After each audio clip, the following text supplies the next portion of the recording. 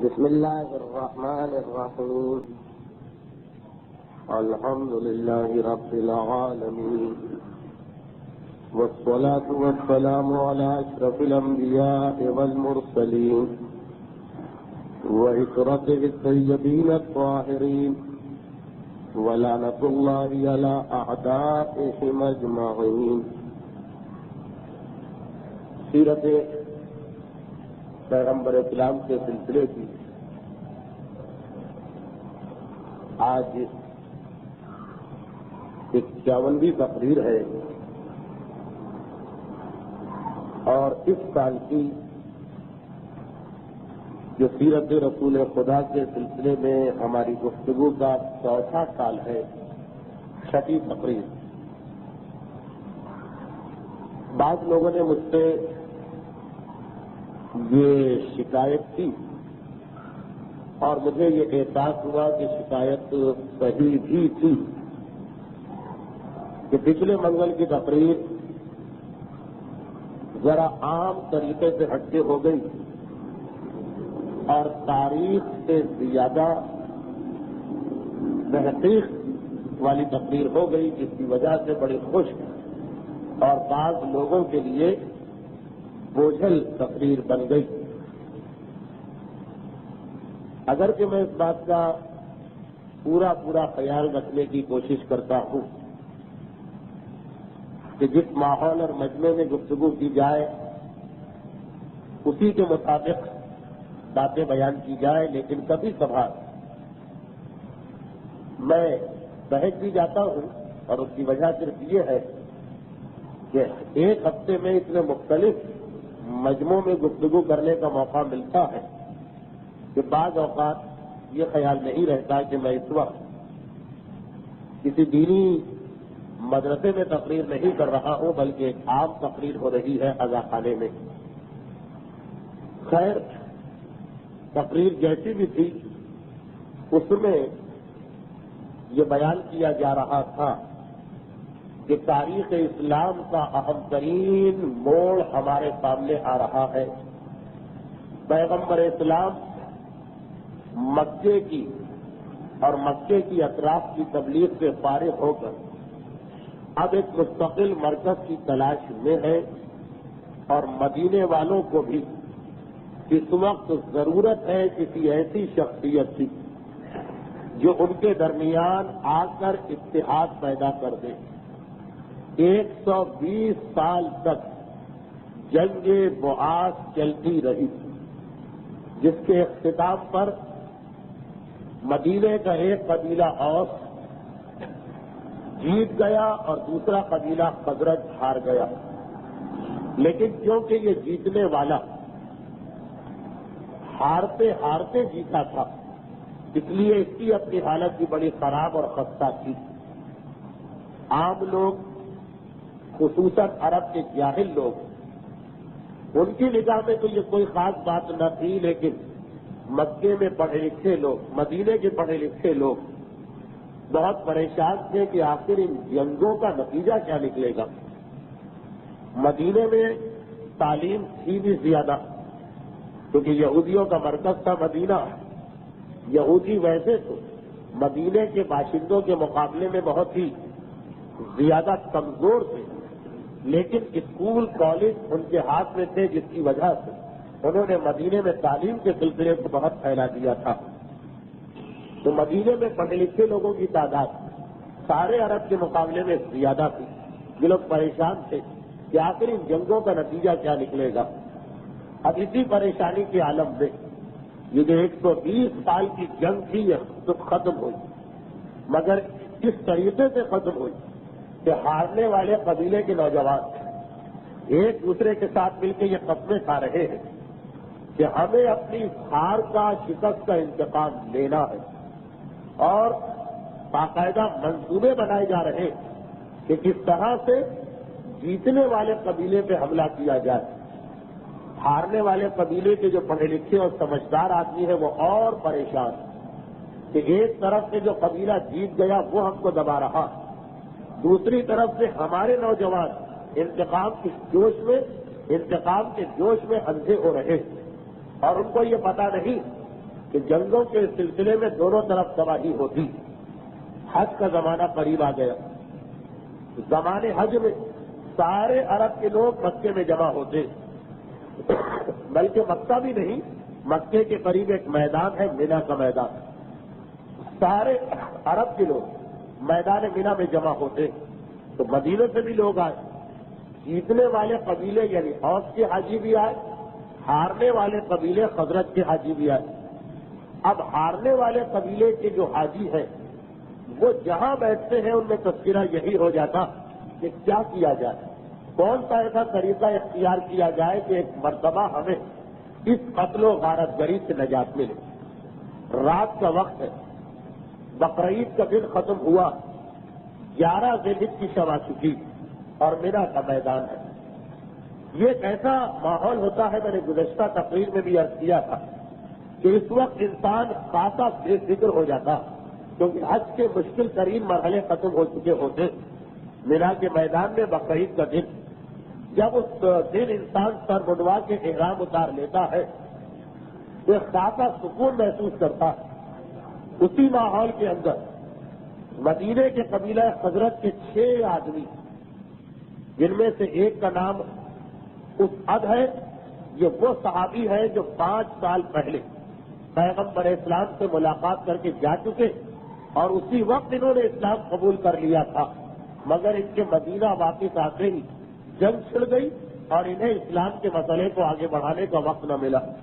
ایک تو یہ بیٹھے ہیں، دوسرے وہ مشہور صحابی جابر بن عبداللہ انصاری کہ جن سے ہر مومن واقف ہے، تیسرے ان کے دوست اوف ہیں، چوتھے رافع ہیں، پانچویں عقبہ ابن عامر اور چھٹے قطبہ ابن عامر.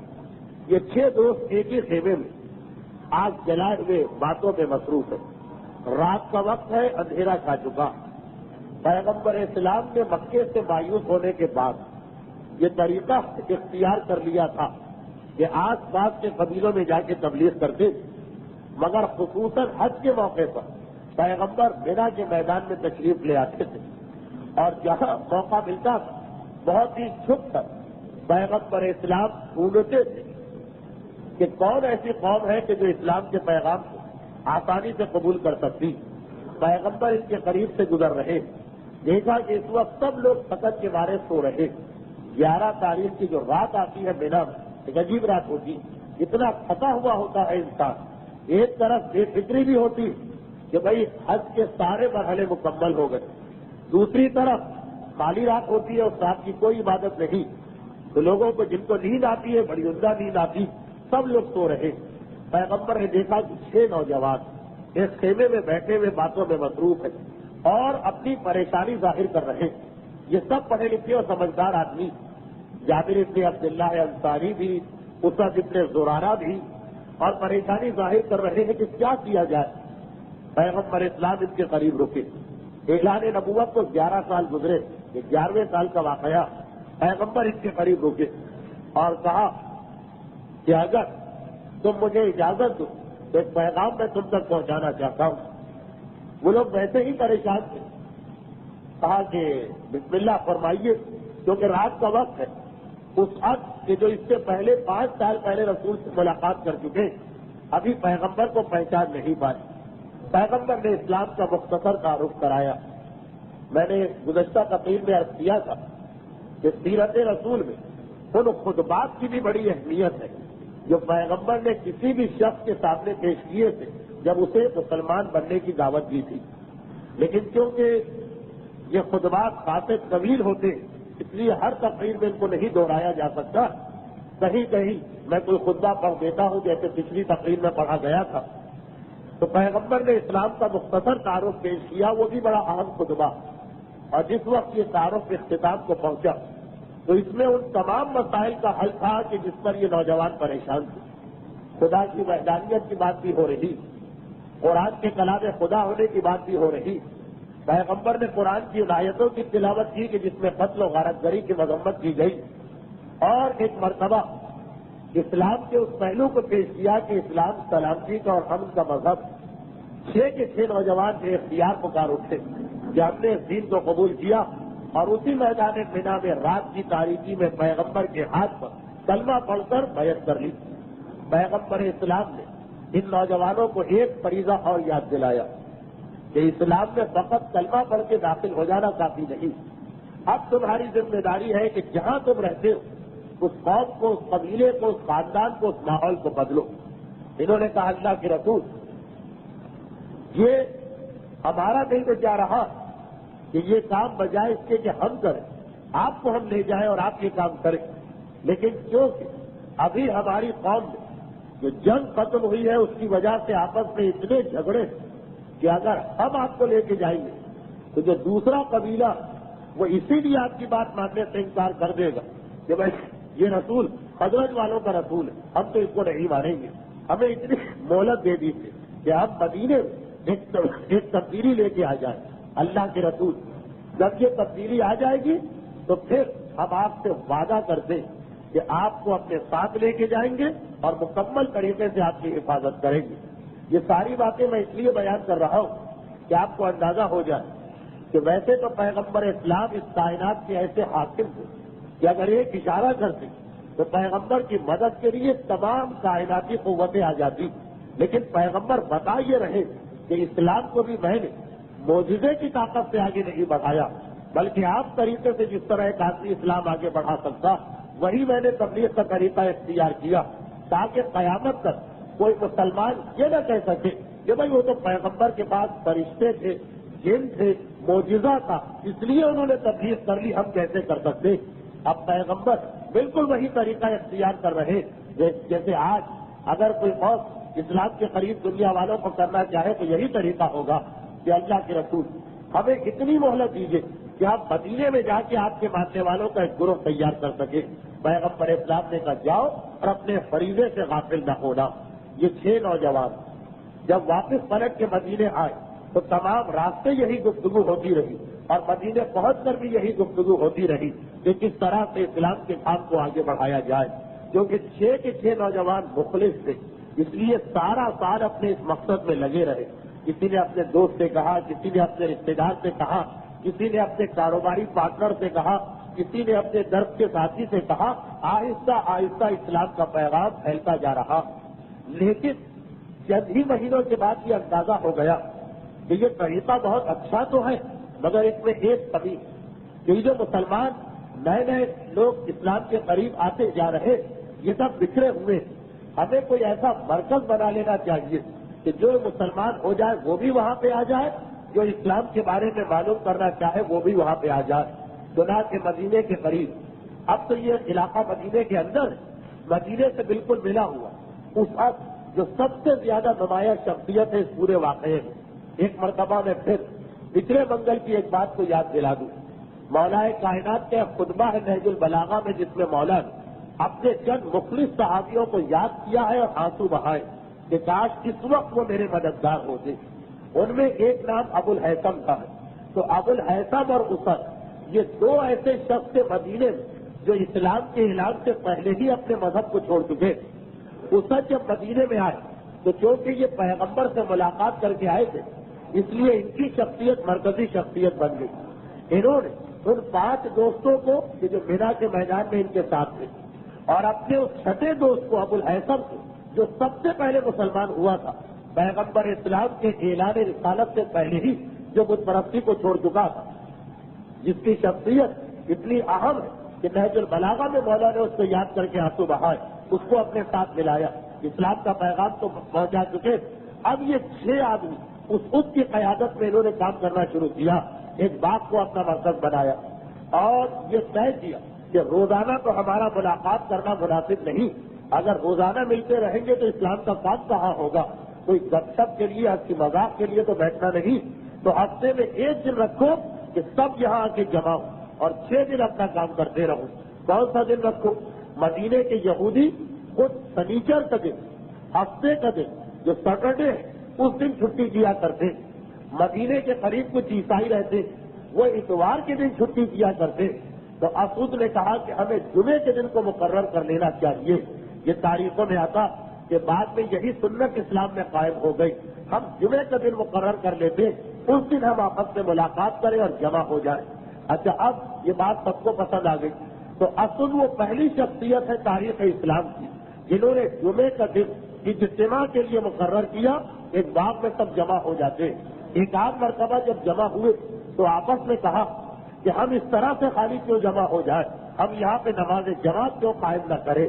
مکے کے حالات ایسے کہ وہاں پہ مسلمان بہت سارے مگر کوئی جماعت نہیں ہو سکتی. اسد نے کہا یہاں تو ہم خود مختار, یہاں تو ہم آزاد, یہاں کافروں کی طرح اور کفار مکہ کی طرح ہم پر کسی کا دباؤ نہیں. چنانچہ پہلی نماز جماعت مدینے میں انہوں نے قائم کی اور یہ خود اس کے امام بنے. 1 سال تک کام ہوتا رہا. ذرا دیکھیے کتنی حکمت عملی اور عقل مندی سے کام ہو رہا کہ پہلے مرکز بنایا, اس کے بعد یہاں پہ نماز قائم کر دی. اچھا کیوں تھے یہ لوگ ہفتے میں صرف 1 دن جمع ہوتے, اسی لیے وہی نماز جمعے کے دن یہ لوگ پڑھا کرتے. ابھی نماز جمعہ واجب نہیں ہوئی, یہ پڑھتے وہی ظہر کی نماز ہے, لیکن جمعے کے دن ہفتے میں 1 دن جماعت ہوتی. 1 سال گزر گیا اس سارے واقعے کو. اگلے سال اس اسد اور ان کے ساتھیوں کی تبلیغ کا نتیجہ یہ نکلا کہ پہلے سال تو 6 آدمی مسلمان ہوئے تھے, اگلے سال 12 آدمی مدینے سے مکے جاتے, لیکن مدینے میں مسلمان بہت زیادہ. 12 آدمی خاص طور پر گئے کہ ہم پیغمبر اسلام سے ملاقات کریں گے اور ان سے آئندہ کے بارے میں معلوم کریں گے ہمیں کیا کرنا چاہیے. یہ 12 آدمی مکے پہنچے. ان کو بھی پیغمبر اسلام سے کھلا ملاقات کرنے کا موقع نہ ملا, کیونکہ قریش کی بڑی سخت نگرانی ہوتی. خصوصاً جو لوگ حج پہ آتے, قریش نے دیکھ لیا کہ پیغمبر کے پاس یہ بہترین موقع ہے تبلیغ کا, تو کسی بھی قبیلے سے پیغمبر کو ملاقات نہ کرنے دو, اور اگر پیغمبر کسی قبیلے سے ملاقات کرے تو فوراً جا کر ان لوگوں کو بہکاؤ. ان حالات میں مدینے والوں نے بڑی عقل مندی کا کام کیا. حج کے بہانے آئے انہی تاریخوں میں. اب یہ اعلان نبوت کے 12ویں سال کا واقعہ, 1 سال گزر گیا, اور ایک مرتبہ اسی ماحول میں رات کی تاریکی میں یہ پیغمبر اسلام سے ملاقات کے لیے پہنچ گئے. پیغمبر اسلام نے پہلے سال بھی ان سے کہا کہ اب آئندہ جو ملاقات کرنا نہ میرے گھر میں کرنا, نہ اپنے خیمے میں کرنا, نہ حرم میں کرنا, نہ کھلا کرنا, بلکہ مکہ اور مینا کے درمیان پہاڑیاں ہی پہاڑیاں, ان کے درمیان کسی گھاٹی میں میرے پاس آ جانا.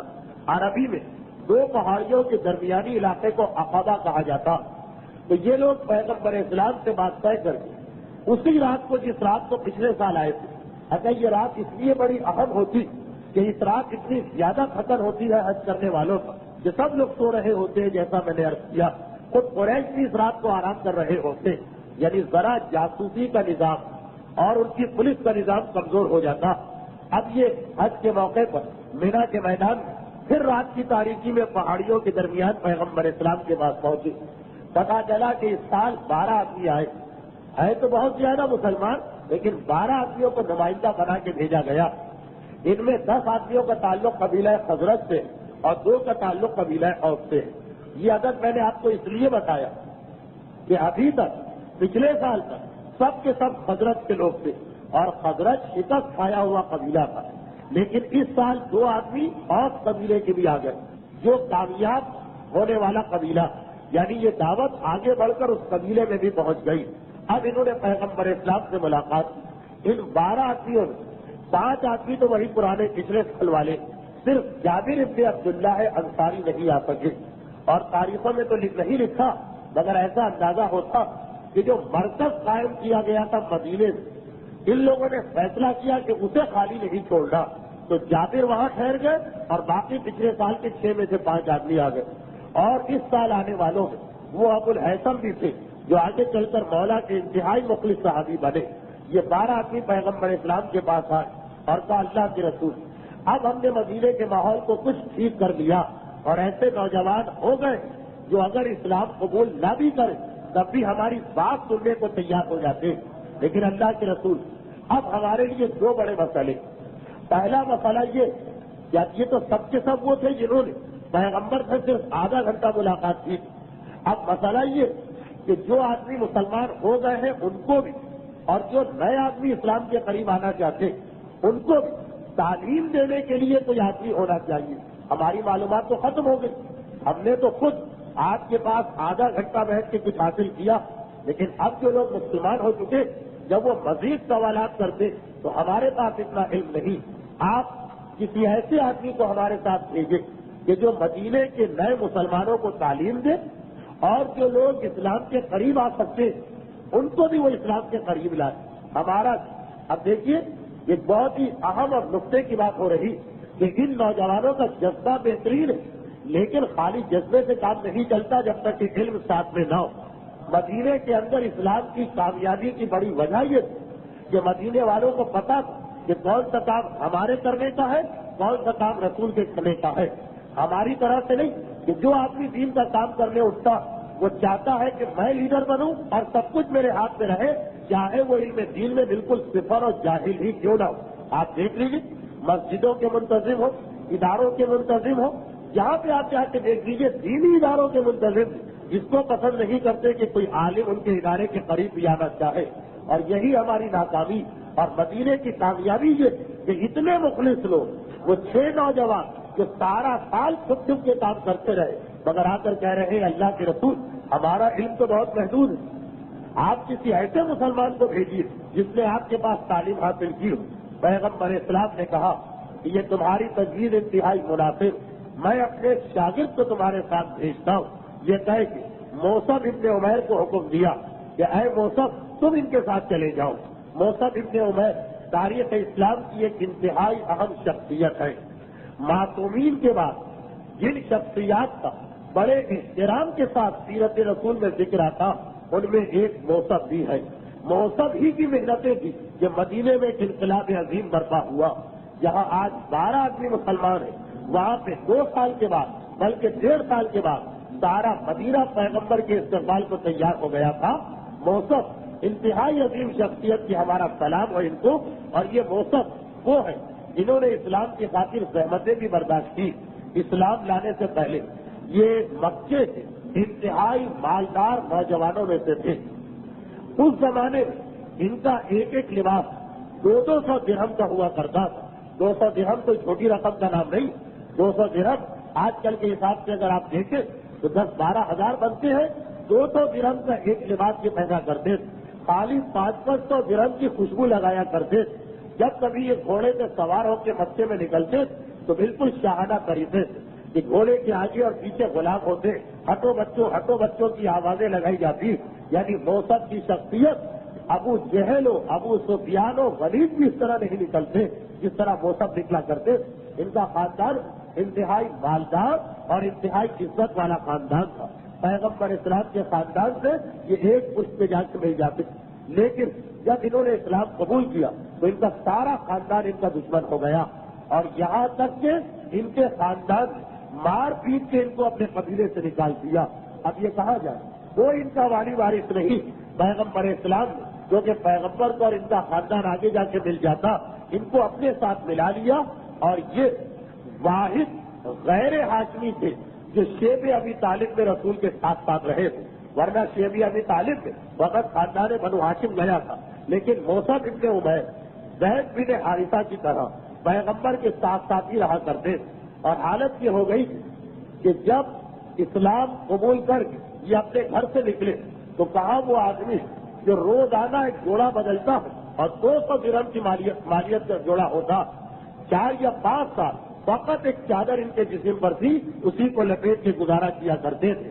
یہ موسب جنگ احد میں شہید ہوئے اور یہ پیغمبر اسلام کی شکل سے اتنے ملتے جلتے کہ انہی کی شہادت پر شیطان نے وہ آواز بلند کر دی کہ محمد مارے گئے.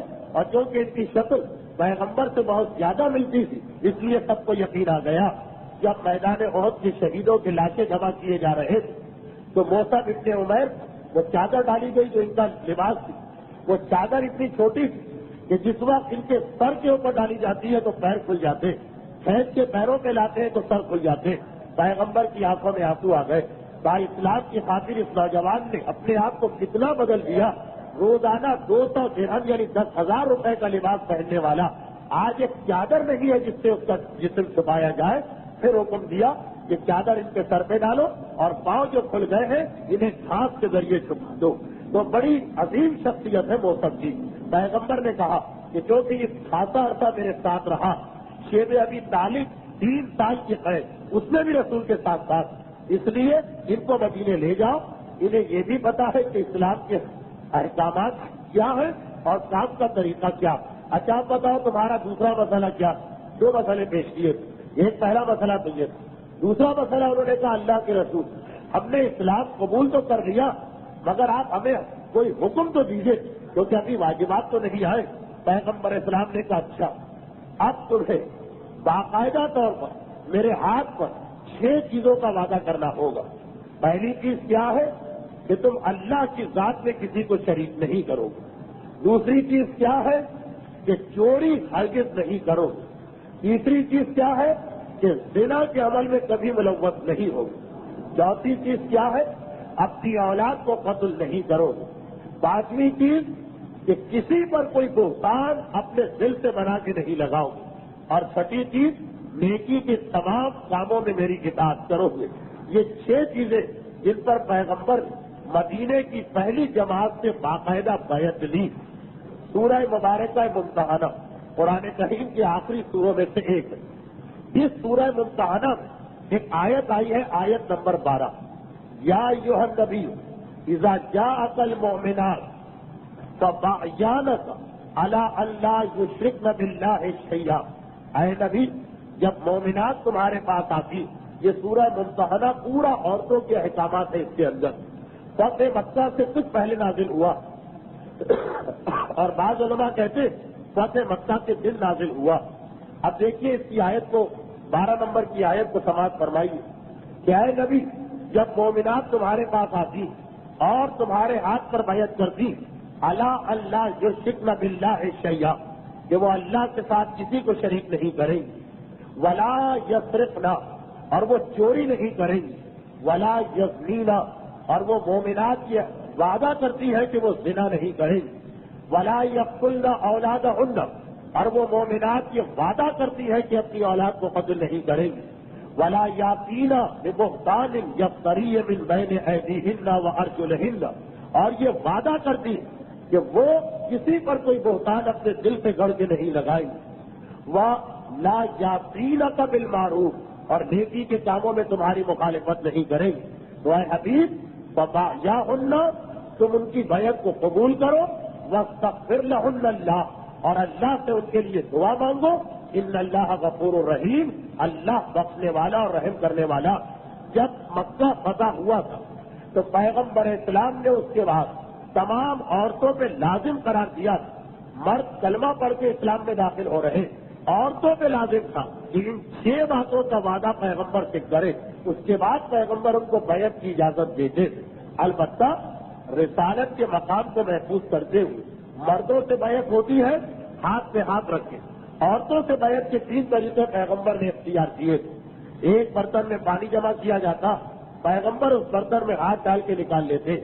اب جو عورت پیغمبر کے ہاتھ پہ بیعت کرنا چاہے اس پانی میں آ کے اپنا ہاتھ ڈالے، یہ 6 وعدے کرے اور پھر وہ اسلام کے دائرے میں آ گئی۔ یا پیغمبر کبھی ایک چادر کو ایک طرف سے پکڑ لیتے، ہر وہ عورت جو بیعت کرنا چاہتی وہ اس چادر کے دوسرے سرے کو پکڑے اور پیغمبر سے یہ 6 وعدے کرے۔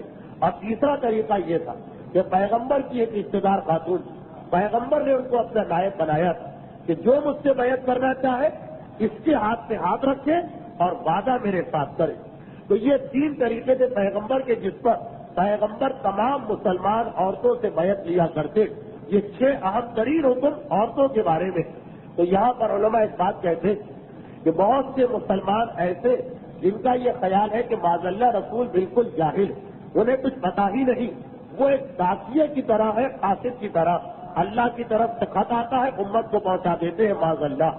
مگر بہت ساری مثالوں میں ایک یہ مثال بھی ہے کہ پیغمبر اسلام آج مدینے والوں جن 6 چیزوں پر بیعت دے رہے، جب یہ مدینے سے پیغمبر مکے میں آئیں گے اور مکہ فتح کریں گے، وہی 6 چیزیں قرآن کا حکم بن کے نازل ہونے والی، اور انہی 6 چیزوں کو ہر مسلمان مرد اور عورت کی بیعت کا، خصوصاً عورت کی بیعت کا لازمی حصہ بنایا جانا۔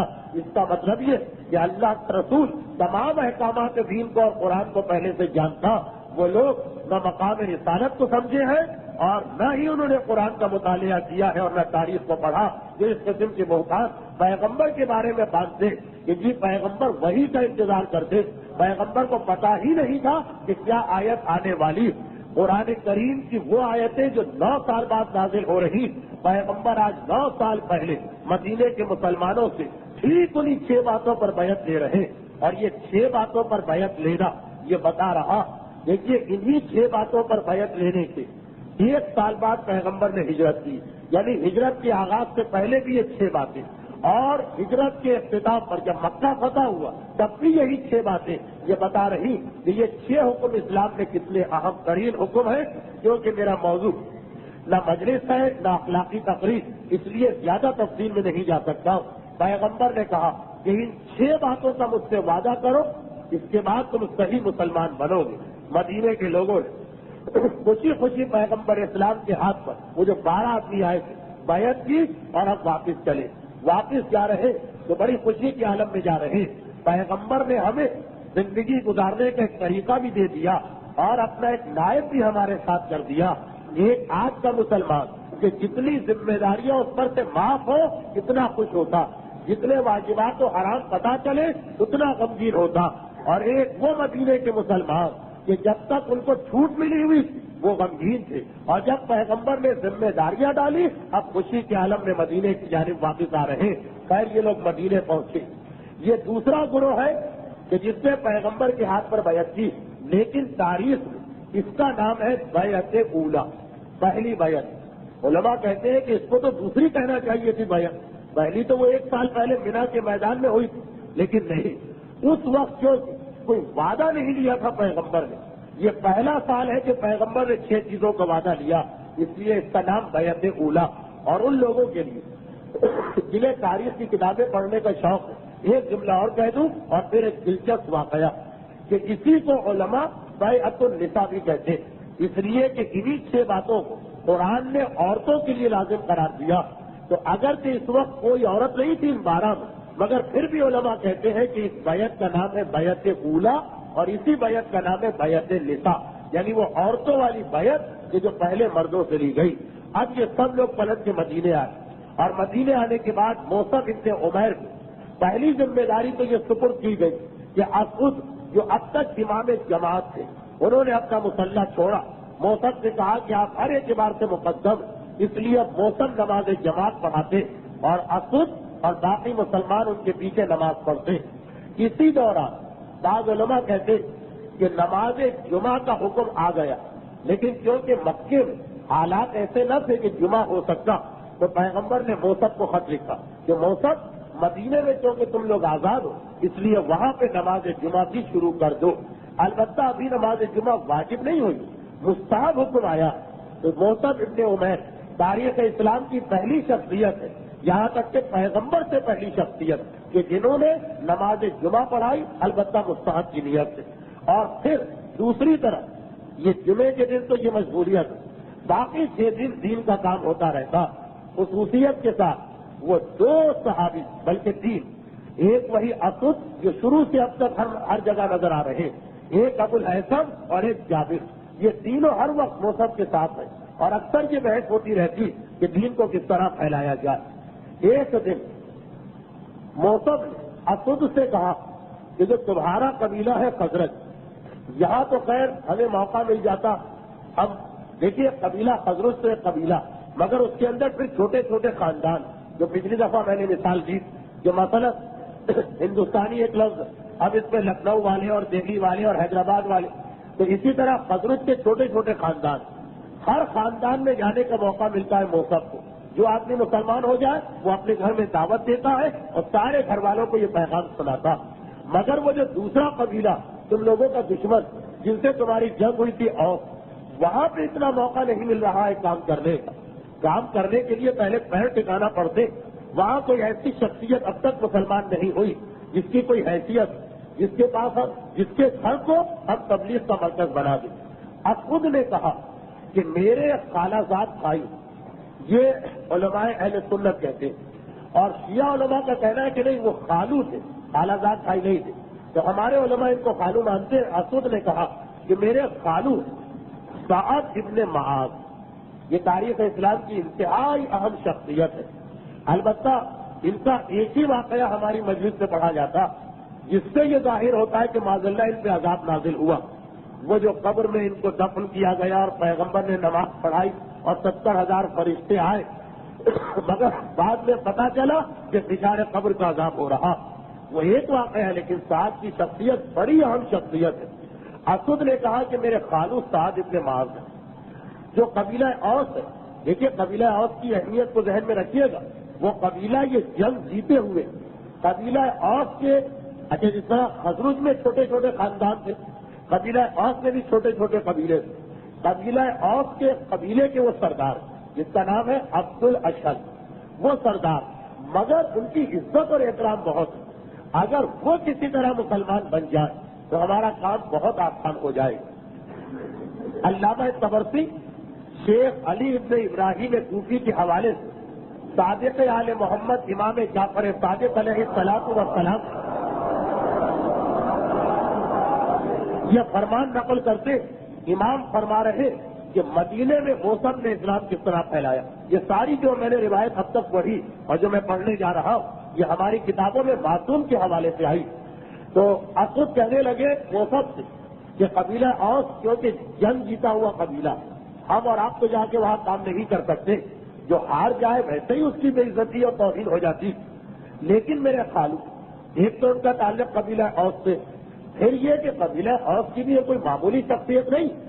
ایک قبیلہ اوس کی ایک چھوٹے قبیلے کے سردار ہیں اور صرف یہی نہیں بلکہ پورے قبیلے میں ان کا احترام. ان کو اگر ملا لیا جائے تو کام بہت آسان ہوگا. مصعب ابن عمیر نے کہا اچھا پھر اس کا کوئی طریقہ سوچتے. دونوں نے ایک طریقہ سوچا. اب مصعب ابن عمیر اب اس کو اپنے ساتھ لے کے چلے.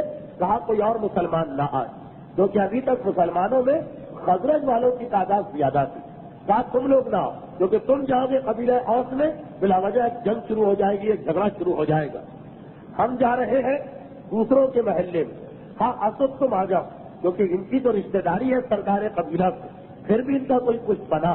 اب یہ دونوں چلے جہاں جناب سعد ابن معاذ کا قبیلہ رہتا مدینے کے ایک طرف وہاں ہر قبیلے کے پاس ایک کنواں ہوتا تھا جس سے پورے قبیلے کو پانی سپلائی ہوتا.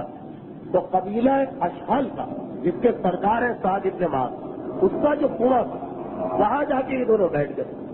اچھا ہر جگہ کا دستور ہے کہ جو لڑکے والے ہوتے ہیں کچھ نوجوان ہوتے ہیں 18-20 سال کے. دیکھا کہ دو اجنبی سے شخص ہمارے پاس آ گئے. اسد بھی اپنے قبیلے کے کوئی سردار تو ہے نہیں کہ بچہ بچہ ان کو پہچانے اور موسم تو ہے نہیں آدمی. تب نوجوانوں کو بچوں کو ذرا تجسس ہوا کہ کون لوگ ہیں وہ آ کر ان کے قریب بیٹھ گئے.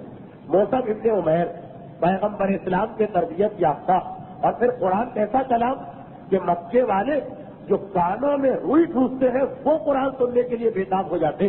مدینے والوں کے پاس تو کوئی تعصب بھی نہیں ہے اب تک. ایک مرتبہ مصعب ابن عمیر نے دیکھا نوجوان میرے قریب آ گئے. آہستہ آہستہ باتیں کرتے کرتے ان کو قریب بلائے اور پھر کہا کہ میں تمہیں ایک کلام سناتا ہوں سنو. اچھا عربوں کی گھٹی میں پڑا ہوا تھا شعر و شاعری سے شوق. چنانچہ انہوں نے کہا ذرا سنائیے. وہ سمجھے کہ کوئی اچھا قصیدہ پڑھیں گے. مصعب نے قرآن کی آیتوں کی تلاوت شروع کر دی. جس قرآن ولید ابو جہل ابو البختری ابو سفیان کو راتوں کی تاریکی میں اٹھ کر پیغمبر کے گھر تک آنے پہ مجبور کر دیا جبکہ وہ پہلے سے قرآن کے خلاف. یہ نوجوان ان کے دلوں پر ایک شہر ہوتا چلا گیا. اچھا اب یہ جو کنواں ہمیشہ سردار قبیلہ کی بیٹھک کے قریب ہوتا کیونکہ کنواں بڑی اہم ترین چیز ہے. اگر دشمن اس میں زہر ڈال دے دشمن اس میں گندگی ڈال دے دشمن کنویں کو بند کر دے سارے قبیلے کے لیے مسئلہ. تو سرکار قبیلہ کا مکان کنویں کے قریب بنایا جاتا. سعد ابن معاذ کی بیٹھک وہ سردار ہے ان کے دوست ان کے رشتہ دار ان کے قبیلے والے جمع ہے ان کے کمرے میں. سعد کی نگاہ پڑی کیا دیکھتے ہیں کہ سامنے کنویں پر اسد کسی نوجوان کو لے کے آئے ہوئے اور میرے قبیلے کے بچوں کو اور نوجوانوں کو جمع کیا ہوا. اچھا سعد ابن معاذ کو یہ تو اطلاع ہے ان کے اپنے سگے بھانجے ہیں اسد کہ یہ 2 دفعہ مکے گئے کوئی نیا دین لے کے آئے ہیں کسی نئے آدمی کو لے کے آئے ہیں. سعد نے جو یہ منظر دیکھا غصے میں آ گیا کہ ٹھیک ہے وہ میرا بھانجا صحیح لیکن میں سردار قبیلہ میرے قبیلے میں اس کو یہ ہمت کیسے ہوئی کہ ایک نیا دین لے کے آ رہا میں اس کو پسند نہیں کرتا ہوں. ان کے دوست اس سائڈ بیٹھے تھے اسید بھی یہ قبیلے کے سردار ہے، بلکہ یہ وہی شخصیت ہے کہ جب اوس والے جنگ آ رہے تھے تو انہوں نے جوش میں نیزہ اپنی ران میں گاڑ دیا اور زمین پر بیٹھ گئے تھے کہ مر جاؤں گا پیچھے نہ جاؤں گا. تب قبیلہ اوس پلٹ کے آیا اور ہارتی بھی جنگ جیت گیا. یہ وہی اسید، یہ سعد کے دوست ہے، وہ بھی بیٹھے. سعد نے کہا اسید دیکھو یہ میرا سگا بھانجا، میں اگر جا کر اسے روکوں یا منع کروں تو ایک بلا وجہ تلخی ہوگی. مدینے والے یہ ذہن میں رکھیے گا کہ مدینے والے مکے والوں سے اس لیے بہتر کہ ان کے پاس وہ تعصب نہیں ہے جو مکے والوں کے پاس تھا، شرافت ہے. کہا کہ یہ اچھا نہیں ہوگا، بہرحال میرا رشتے دار، ایسا کرو کہ تم جاؤ اور جا کر کاٹ کے ان دونوں کو یہاں سے بھگا دو اس سے پہلے کہ کوئی خرابی واقع ہو اور مجھے خود میدان میں آنا پڑے. اسید نے کہا کوئی بات نہیں ہے، میں جا کے منع کرتا ہوں. وہ اپنا ہتھیار لے کے چلے، سردار قبیلہ ہے، ہتھیار لے کے چلے اور اس کنویں کے قریب پہنچے جہاں پہ وہ دونوں بیٹھے اور جاتے ہی کہا کہ اے اسد، میں اس سے تو کیا کہوں، موسم کی طرف اشارہ کیا، یہ تو مہمان ہے، اس کو تو معلوم نہیں ہوگا، یہ تو ناواقف ہے. تم تو مدینے کے دستور سے واقف ہو، یہ تمہارا قبیلہ نہیں ہے، یہ اوس قبیلہ، تمہیں یہاں آنے کی ہمت کیسے ہوئی؟ اور صرف یہی نہیں کہ تم آؤ، ٹھیک ہے اب تم کو مہمان بنا لیں، ہمارے نوجوانوں کو گمراہ کر رہے ہو. تمہارے خالو انتہائی ناراض اور فقط اس لیے کہ خاندانوں میں کوئی گڑبڑ نہ ہو جائے وہ خود نہیں آئے، لیکن تم اس اجنبی نوجوان کو لے کے یہاں سے چلے جاؤ ورنہ پھر مجھے سختی کرنا پڑے. دیکھو میرے ہاتھ میں نیزہ، پھر الزام نہ دینا کہ پہل میں نے کی. اچھا وہ بڑے جوش میں، بڑے خروش میں، بڑے غصے میں گفتگو کرتے رہے. تبلیغ اسلام کا ایک طریقہ ہوتا، آسود بھی نوجوان، موسم بھی نوجوان، خون میں ان کے بھی گرمی ہے مگر بات دین کی ہے. دونوں خاموش سر جھکائے جب گفتگو سنتے رہے. آسود نے ایک مرتبہ موسم کو اشارہ کیا کہ آپ اجنبی، پھر بھی یہ آپ کا احترام کریں گے، آپ کچھ بولیے. موسم نے کہا کہ اے بزرگ آپ بہت زیادہ ناراض ہو رہے ہیں، ایسا کریں کہ پہلے آپ ہماری بات سن لیجیے، اگر ہم غلط بات کہتے ہیں تو جو دل چاہے سزا دے کے قبیلے سے نکال دیجیے، اب صحیح بات کہتے ہیں تو آپ بھی اسے قبول کر لیجیے. مکے کا کوئی سردار ہوتا تو وہ اسی پہ تیار نہ ہوتا کہ ہم تمہاری بات کیوں سنے، تم جادوگر، مگر مدینے میں تو ابھی وہ باتیں نہیں. کہا یہ بات تو تم نے معقول کہی، سردار قبیلہ ہے خود اسید، بات تم نے معقول کہی، ہاں سننا تو چاہیے تم کیا کہہ رہے. جو نوجوان جمع تھے ان کو تو ہٹا دیا، لگا دیا کہ ہٹو یہاں سے، ابھی ہم اور وہ یہ بات کر رہے. اب سناؤ تم کیا سنانا چاہتے ہو. موسم ابن عمیر نے قرآن کی تلاوت شروع کی.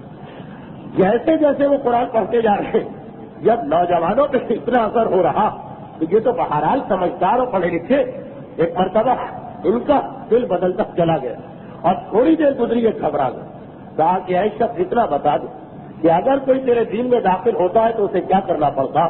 جواب دیا کہ اسے پہلے غسل کرنا ہوتا، پھر اپنے کپڑے پاک کرنا ہوتے، پھر کلمہ پڑھنا ہوتا ہے، پھر 2 رکعت نماز پڑھنا ہوتی. یعنی یہ طریقہ بتایا موسم نے. باقی تاریخوں میں یہ نہیں ہے کہ پیغمبر جب کسی کو مسلمان بناتے تھے تو کیا حکم دیتے، لیکن یہ ہمارے پاس ایک روایت آ گئی ہے معصوم کے حوالے سے. 4 کام، غسل کرو کیونکہ بہرحال کافر کا جسم نجس، کپڑے پاک کرو، حالت کفر میں پسینہ لگا ہوگا کپڑے نجس، کلمہ پڑھو اور 2 رکعت نماز پڑھو. اچھا اتنی تبدیلی آ گئی تھی اس شہر کہ جیسے ہی یہ سنا اتنے گھبرائے تھے قرآن سن کر، یعنی ایک بے چینی، ایک جوش کہ جیسے ہی یہ سنا اتنا انتظار بھی نہ کیا کہ گھر سے کپڑے منگوا کے کپڑے بدلتے. اسی حالت میں وہ جو کنواں تھا اس میں چھلانگ لگا دی، کنویں میں گئے، نہا کے باہر آئے، اس طرح کے کپڑے نچوڑتے جا رہے اور آتے ہی کہا کلمہ پڑھاؤ اور نماز پڑھواؤ. لیکن نہیں، ابھی نماز نہیں، خالی کلمہ پڑھا لیا. اب نماز سے کیوں روکا اپنے آپ کو، یہ بھی سن لیجیے. یعنی کتنا ان کی دل کی حالت بدلی کہ بے اختیار کنویں میں چھلانگ لگائی، غسل کر کے اسی کپڑوں سمیت کپڑوں کو نچوڑتے ہوئے باہر آئے، کلمہ پڑھا. اس کے بعد کہا کہ اے موسم، میں نے تو اسلام قبول کر لیا، لیکن اگر یہ میرا دوست سعد جو ہے یہ اگر اسلام قبول کر لے تو اس کی شخصیت بہت بلند ہے. اب میں جاتا ہوں، اتنی ہمت تو نہیں کہ میں اس سے کہوں کہ تم مسلمان ہو جاؤ. بہرحال وہ بڑا سردار ہے اور قابل احترام بھی ہے اور بزرگ بھی ہے، لیکن میں کسی بہانے اسے تمہارے پاس بھیجتا ہوں. اب یہ تمہارے ہاتھ میں ہے کہ جو کچھ بھی اس سے کہنا ہے کہو. یہ کہے کہ اسے اپنے ہاتھ میں نیزہ لے کے واپس آ رہے. سعد ابن معاذ نے جب یہ دیکھا کہ اسید قریب آ رہے، جیسے ہی قریب آ سعد اپنے ساتھیوں سے کہنے لگے خدا کی قسم جس انداز سے یہ گیا تھا اس انداز کیا رہا، اس کا چہرہ بتاتا ہے کہ یہ بدل چکا. لیکن خیر دیکھے تو صحیح یہ کیا کہتا. قریب آئے اسے کہا کہ اے صاحب وہ تمہارا بھانجا وہ کسی کو بہکانے نہیں آیا تھا، بلکہ میں نے سنا، مجھے اندازہ ہو رہا. لیکن یہ جملہ بڑی احتیاط کے ساتھ تو سنیے گا، اعتراض نہ ہو جائے. مجھے ایسا اندازہ ہو رہا کہ شاید اس کے پرانے دشمن اس کے پیچھے لگے ہوئے اور وہ شاید اپنی جان بچانے کے لیے یہاں کے بیٹھا. اب یہ جو سنا صاحب کو غصہ آ گیا. میرے بھانجے پہ کوئی حملہ کر سکتا جو عربوں کے اندر ایک قبیلے اور خاندان کی بات ہے. اسلام میں بھی یہ بہت بڑی نیکی مانی گئی. میرے بھانجے کو کوئی نقصان پہنچا سکتا، میں خود جا کے اس کی حفاظت کروں گا. ایک ایسا جملہ تھا کہ سعد جیسا شریف انسان جو غیروں کا خیال کرنے والا، جو دشمنوں کو پناہ دینے والا، اپنے سگے بھانجے کے بارے میں بات سنی، بھول گئے کہ کس لیے بھیجا. فوراً بےتاب ہو کے کھڑے ہوئے، میدہ لے کے چلے اور موسم ابن عمیر اور اسد کی جانب جانے لگے. اسد نے ایک مرتبہ موسم سے کہا کہ وہ مستحق اپنا وعدہ پورا کر چکے. انہوں نے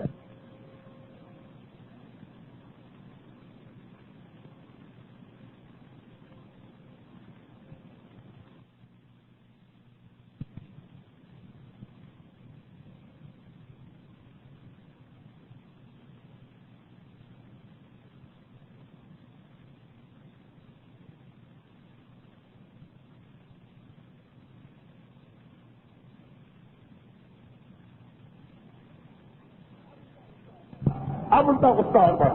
کہا میں سمجھ گئے، میرے دوست نے مجھے تمہارے پاس بھیجنے کے لیے یہ بات کہی. دیکھیے صاحب سردار قبیلہ، ان کا ذہن کتنا تیز، کتنے جلدی وہ باتوں کو سمجھ رہے. اسی لیے تو پیغمبر اسلام کے آنے کے بعد پیغمبر بہت سی باتوں میں صاحب سے مشورہ لیا کرتے. یہ شان رسالت کے خلاف جملہ صحیح، لیکن مجھے تعلیف قلب کے لیے، دنیاوی نظام کے لیے پیغمبر صاحب سے مشورہ لیتے. فوراً سمجھ گئے. اس وقت چہرہ دیکھ کے سمجھ گئے تھے، اب یہاں پہ آئے فوراً سمجھ گئے. ایسا لگ رہا ہے کہ میرے دوست مجھے تمہارے پاس بھیجنے کے لیے یہ جملے کہے. اے نوجوان، تم نے میرے دوست کو تو بہکا دیا، مگر مجھے اس کی طرح سے سیدھا سادہ نہ سمجھنا. میں تمہیں اپنے قبیلے میں بیٹھنے کی اجازت نہیں دوں گا. پھر صاحب کی خاصے ناراض ہوئے. جب بات ختم ہو گئی، یعنی بولتے بولتے تھک گئے. اب اس دوران اگر بات کاٹی جاتی تو غصہ اور بڑھ جاتا. نہیں، کتنے صبر کی ضرورت ہے اسلام کے لیے. ساری باتیں سن اور دیکھیے، انسان تو غلطی کرے اور باتیں سنے تو پھر بھی صبر کر لیتا. ہم کسی کی اچھائی کرنے جائیں، وہ ہمیں گالیاں سنا دے، کتنا غصہ ہے. جاؤ جہنم میں، ہمارا تم سے کیا تعلق، ہم تو تمہاری بہتری کے لیے آئے. مگر مسلمان کا یہ طریقہ ہی نہیں ہوتا. ہم اس کے لیے کوئی کام ہی نہیں کر رہے، ہم تو اللہ کے لیے کام کر رہے. چنانچہ سب کچھ سنا، برداشت کیا. جب بولتے بولتے تھک گیا سردار قبیلہ، پھر وہی جملہ کہا کہ آپ ہمارے بزرگ، ہم جو کہہ رہے ہیں یہ سن تو لیجیے. اگر صحیح ہے تو پھر آپ کی مرضی، غلط ہے ہمیں سزا دے کے نکالیے. صاحب نے بھی کہا بات تو تم نے بہت انصاف کی، واقعی خالی سننے میں کیا حرج ہے، سناؤ. اب موسیٰ ابن عمیر نے خصوصاً وہ جو شب قدر میں سورے پڑھے جاتے ہیں ان میں سے سورہ حامیم سجدہ کی تلاوت شروع کر دی. اس سورے نے سعد ابن معاذ کو بدل کے رکھ دیا. بالکل وہی حالت جو اس سے پہلے والے کی ہوئی. گھبرا کے کہنے لگے، ابھی چند آیتیں سنی، گھبرا کے کہنے لگے رک جاؤ، مجھے اتنا بتاؤ کہ اگر کوئی آدمی تمہارے دین میں داخل ہو تو اسے کیا کرنا پڑتا. یہی 4 باتیں بتائیں. سعد ابن معاذ نے غلام کو بلایا، کہا میرے لیے گھر سے پاک اور پاکیزہ جوڑا لے کے آؤ. اسی کنویں میں اترے، نہا کے غسل کر کے کپڑے بدلے، کلمہ شہادتین پڑھا، 2 رکعت نماز پڑھی اور اس کے بعد اب واپس اپنے بیٹھک میں آ گئے. بیٹھک میں داخل ہوتے ہی، یعنی بیٹھک کا مطلب آپ کا پارلیمنٹ، آج کی اسمبلی ہال، بیٹھک میں داخل ہوتے ہی اعلان کیا کہ میرے قبیلے کے تمام مردوں کو اور تمام عورتوں کو جمع کیا جائے. ایک عورت گھر میں نہ رہے، ایک مرد گھر میں نہ رہے. سردار قبیلہ کا حکم آ گیا. ایک مرتبہ پورا قبیلہ گھر سے نکل کے آ گیا. سعد ابن معاذ کی بیٹھک میں جگہ کم ہو. بیٹھک کے باہر جو کنویں تک ایک میدان تھا، وہاں پہ سارا قبیلہ جمع ہوا. سعد کھڑے ہوئے، کہا کہ تمہاری میرے بارے میں کیا رائے ہے میرے قبیلے والوں. سب بے اختیار پکار اٹھے کہ ہم نے آپ سے زیادہ شریف، آپ سے زیادہ بہتر اور آپ سے زیادہ امین کسی آدمی کو نہیں پایا. یعنی واقعی وہ فرقہ ان کے پاس، لیکن انسانی خصوصیات تھی. آپ سے بہتر کسی آدمی کو نہیں پایا. تو صاحب نے کہا سنو، میں کلمہ پڑھ کے مسلمان ہو چکا ہوں اور آج کے بعد ہر اس آدمی کے لیے مجھ سے بات کرنا حرام جو کلمہ نہیں پڑھے گا. جو کلمہ نہیں پڑھے گا وہ مجھ سے بات نہیں کر سکتا، چاہے مرد ہو چاہے عورت. سردار قبیلہ اپنے پورے قبیلے کو حکم دے رہا. دیکھیے یہ بھی اسلام کا اہم ترین مسئلہ کہ اللہ نے تمہیں جس حیثیت میں رکھا اپنی حیثیت سے دین کو پھیلاؤ. اگر تم ڈاکٹر تو تم ڈاکٹر بن کے تبلیغ دین کرو.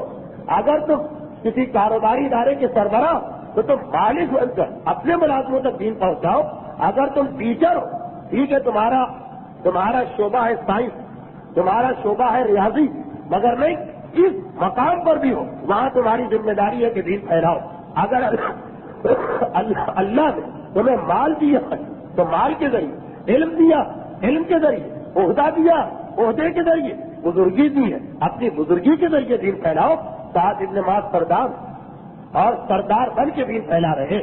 ایک بات کہی، ان کو پتا ہے عربوں کا ماحول کہ عام جو لوگ ہوتے ہیں قبیلے وہ دلیل ولیل کچھ نہیں مانتے. سردار کی بات آخری بات ہے. کہا کہ میں سردار جو بات کرے گا تو اس شرط پر، بس اتنا کہنا.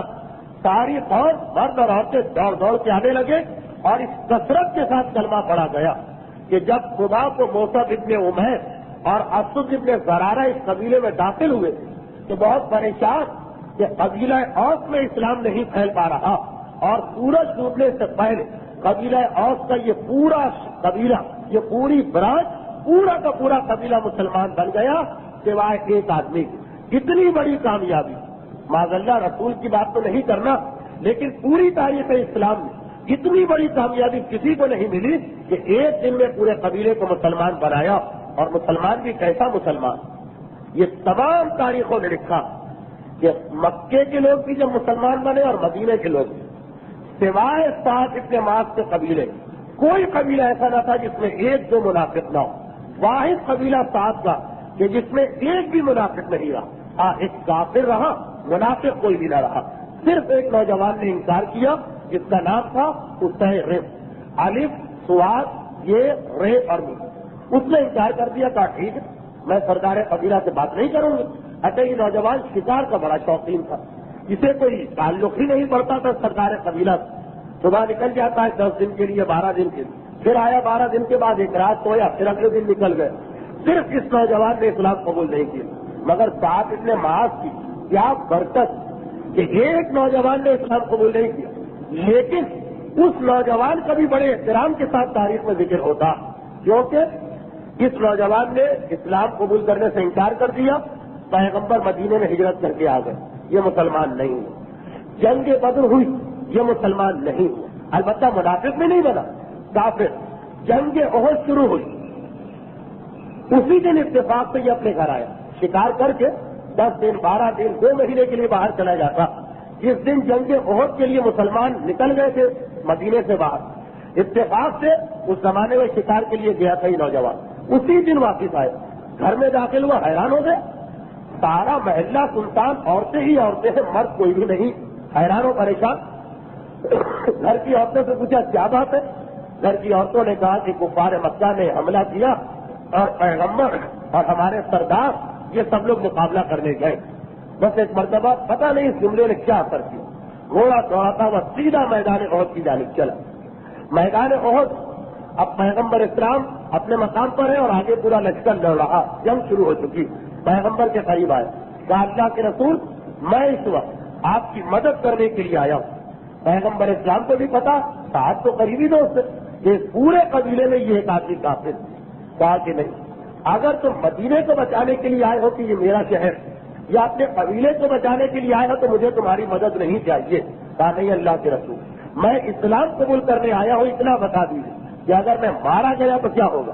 پیغمبر نے کہا تم سیدھے جنت میں چلے جاؤ. بس اتنا سننا، وہی کلمہ پڑھا اور سیدھا آگے بڑھا. جیسے ہی آگے بڑھا تو سامنے لشکر اسلام ہے. اپنے قبیلوں کے پاس گیا اور کہا میں آ گیا ہوں تمہارا ساتھ دینے کے لیے.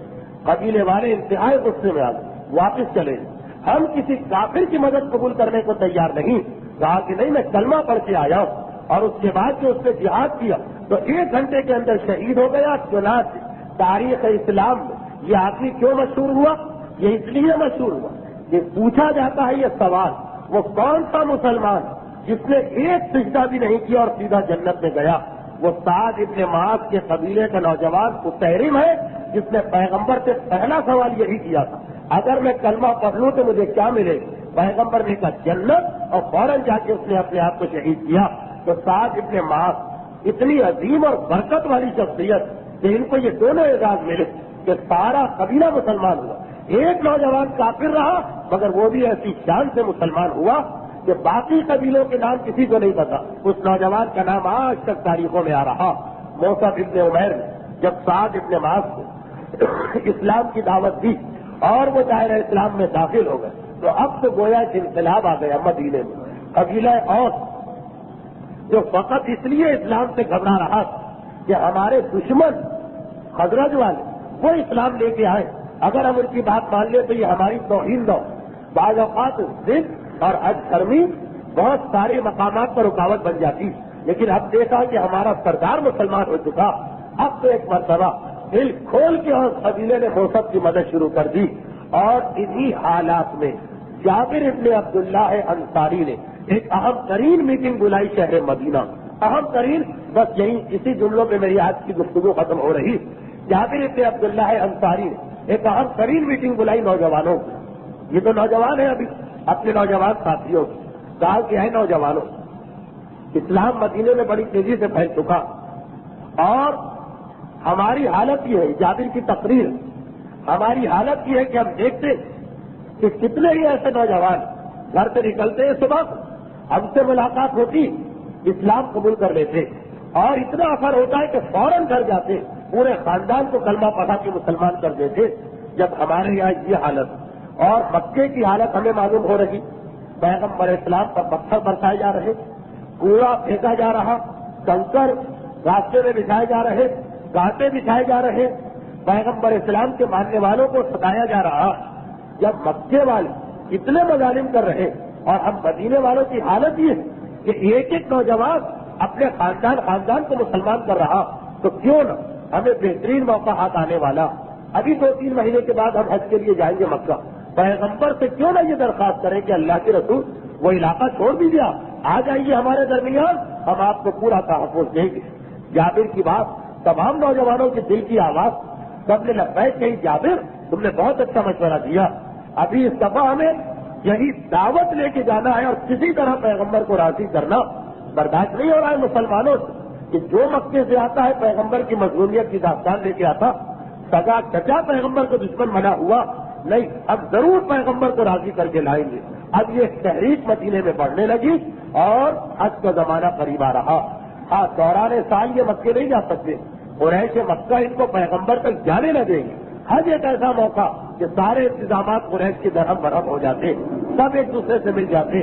اب یہ آہستہ آہستہ یہ تحریک آگے بڑھ رہی، اس کا نتیجہ کیا نکلا اور کتنی عقل مندی کے ساتھ ان لوگوں نے پیغمبر کو دعوت دی اور قریش نے پھر ان لوگوں پر کتنے مظالم کیے، یہ سب انشاءاللہ ہماری آئندہ منگل کی گفتگو کا عنوان ہوگا۔